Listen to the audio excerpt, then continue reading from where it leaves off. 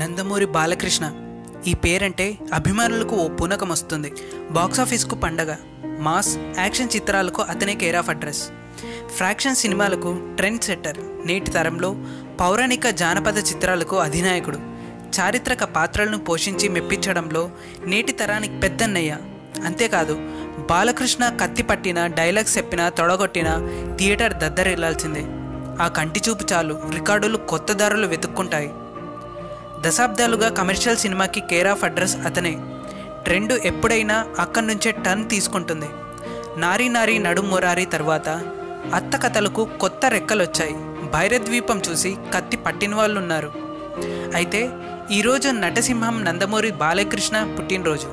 అందుకే తను ప్రజల కోసం కట్టిన బసవతారకం ఆసుపత్రిలో పిల్లలకు బహుమతులు ఇచ్చాడు.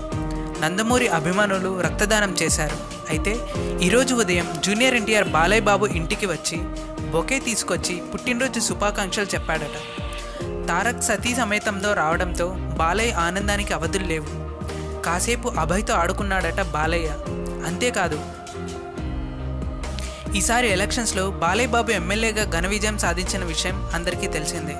అయితే బాలయ్యకి తారక్కి మధ్య విభేదాలు ఉన్నాయని బయట అందరూ అనుకుంటున్నారు. వీటన్నిటికీ చెక్ పెడుతూ తారక్ ఈరోజు బాలయ్యను కలిసి శుభాకాంక్షలు చెప్పాడు. ఎన్ని భేదాభిప్రాయాలున్నా బంధాలు అంత సులువుగా పోవని చెప్పడానికి ఇదే గొప్ప నిదర్శనం.